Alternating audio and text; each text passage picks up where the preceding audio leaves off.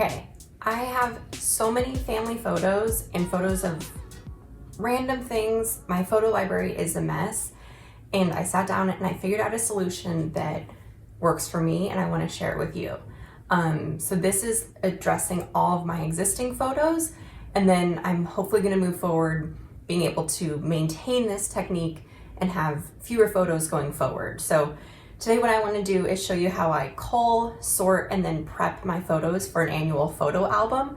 It does involve deleting a lot of excess photos, which is really what the culling process is all about. So if you are at all hesitant to delete your photos, this may not be a process for you. So part of the technique is using the software that's on my iMac, and then the other part of the technique is just kind of getting creative with the way that you see your photos and how you want to organize them and sort them.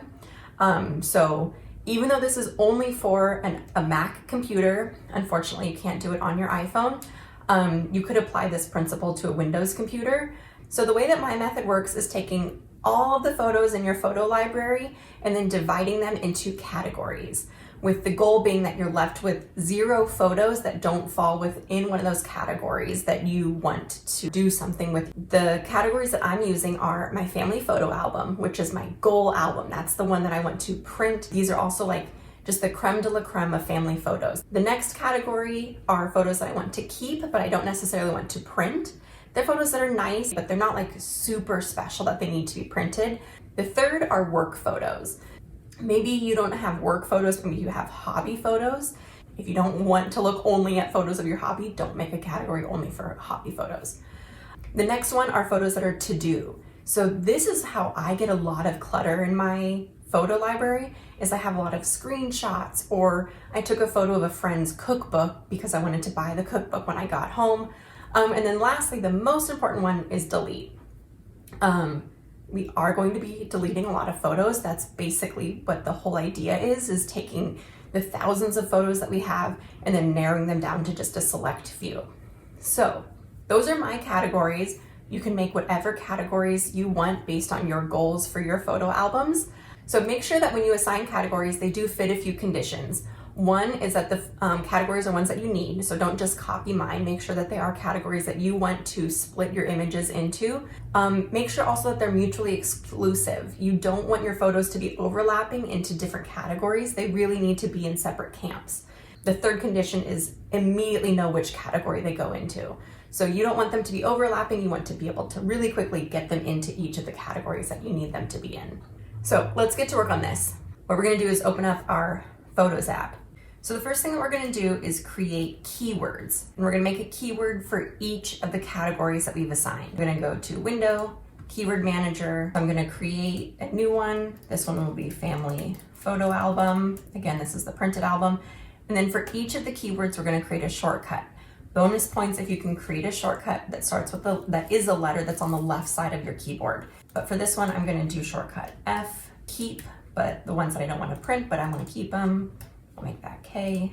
Work photos. I'm used to calling it B for blog, so to do and delete. I do the keyboard shortcut delete X because that's what I'm used to within Lightroom, and these are my shortcuts. The next thing that we're gonna do is create smart albums. So what we're gonna do is come over here to our albums, and we're not gonna do just any old album. We need to do a smart album, and we're gonna just call it by the name of each of the groups. Family photo album. We'll say that the keyword is family photo album. Pretty. And then now we have this new smart album, family photo album. Next, we're going to do it for each of the other ones.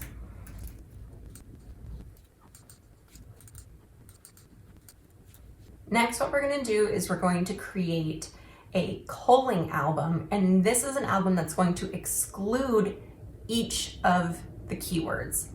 Again, I'll explain it in a second, it will make sense. The way we're gonna do that is we're gonna say keyword is not delete, keyword is not family photo album. This album now is all of my photos except any of the ones with the keyword. So what'll happen is, in short, let's say this photo here of this wallpaper is a work photo. I am going to click on B I can also tap over here, but I like to use my keyboard. So I'm gonna click on the photo and click B, and you can see it disappeared from here because this culling album excludes photos that have that keyword, and you'll find it over here in the work album. This is basically what the whole process is taking all of my photos, which there were 260 of them, reducing them down and down and down into these different categories. So one thing that I do before I start going through all my photos is I limit what I'm looking at so that it's not so overwhelming. I say that the photo is not a video. I also say that the photo is not a screenshot, that the date was captured this past month. So this way I can set up these parameters, and then I can take my culling in bite-sized pieces. And I think this is one of the really important parts of editing photos. Is it is really overwhelming to look at a photo library of 10,000 photos. So what I do is I just set up and I tackle a month at a time and slowly chip away at it. Okay, so now that I have all these parameters, it's time to just start culling the photos. One thing that you need to do is you need to have this keyword window open, otherwise it just simply doesn't work. You can just kind of shove it off to the side where you hardly notice it. Another tip that I like to do is work from photos from the most recent to the oldest. In this series of photos of Margot, the first photos just simply aren't the best by nature of the fact that I kept taking more photos. So when I was photographing, I knew that I wasn't getting the shot I wanted. And then by the time I stopped, it's because somewhere in my head, I knew I got a good photo. So I always recommend, instead of starting at the beginning of a whole bunch of photos that are the same, start at the end and you'll probably find the winning photo, and then all the rest you can just delete. Maybe this one here where she has a little bit of a smile and she's looking at the camera is the best. And so I can select all of these photos and then I tap X and they all disappear because X is my delete shortcut. So I can go over to my smart album that says delete, and here's all of those photos. So I'm not actually deleting them yet. We'll get to that later on. I'm just getting them out of the culling album. So the plan really is to just keep going through and deleting photos. These are to-dos. I want to give that backpack away. These ones I can delete. These ones I'll keep but not print. Maybe this is cute enough for a family photo album, so I'll do that. And then soon enough, I start deleting, keeping photos, and they all end up in these different albums. For example, family photo album. Here's a few photos that might be fun to print in an album.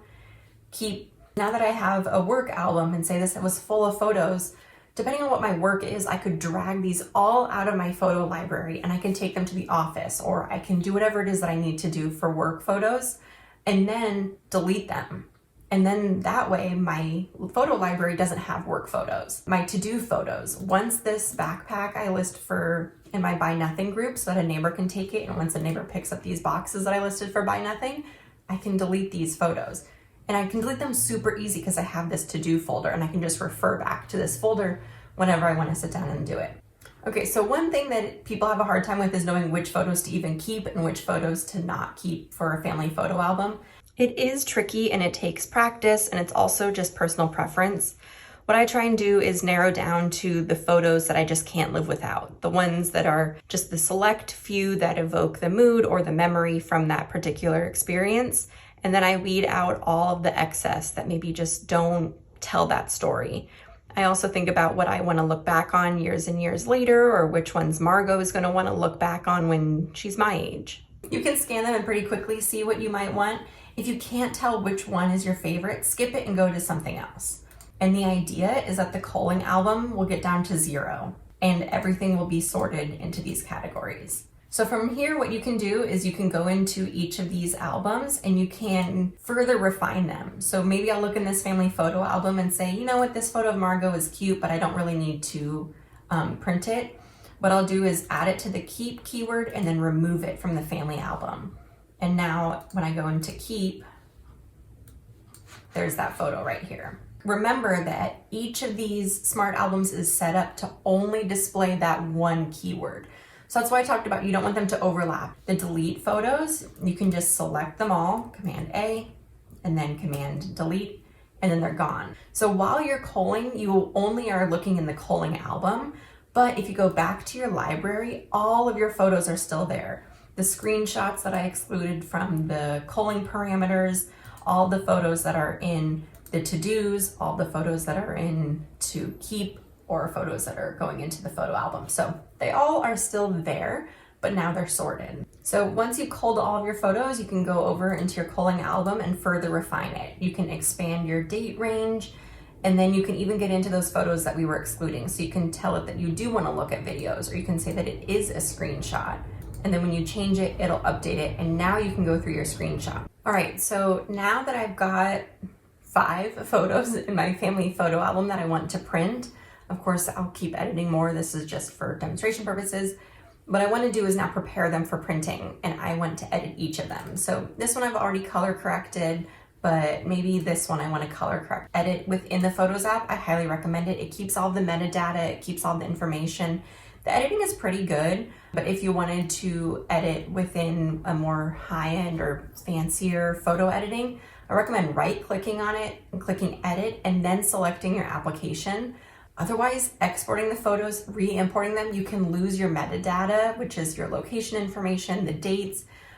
Unfortunately, the way that Apple has set up their smart albums, you aren't able to view a smart album on your iPhone. So even if you have your photos synced from your phone to your computer and vice versa in the cloud, you aren't able to view those smart albums.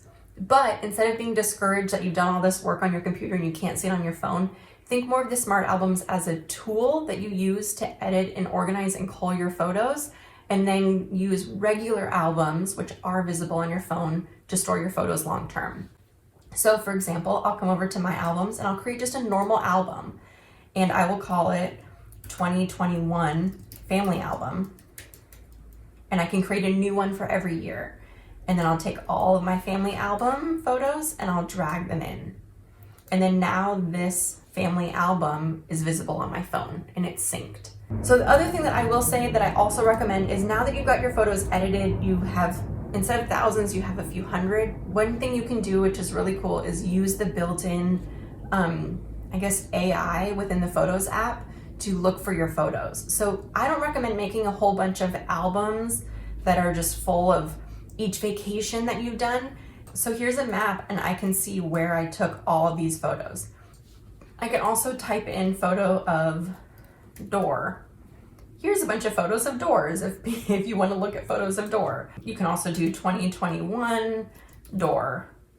So I think that's about it. I know that it's laborious to get started. I realize that.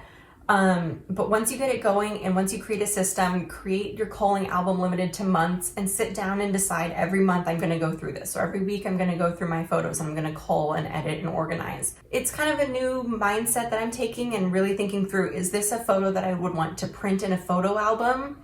And if the answer is no, then I kind of second guess if I even want to take the photo. I told Ross I'm setting a new rule that I'm not allowed to take photos of rainbows because I inevitably just delete all the photos of rainbows that I take. I really only want like the special, the best of the best photos. And that way I don't need to sit down and spend hours of my days organizing photos instead of spending the time with the people that are in the photos. I hope that helps. I'm gonna keep working on this, and then I'm gonna treat myself to a printed photo book.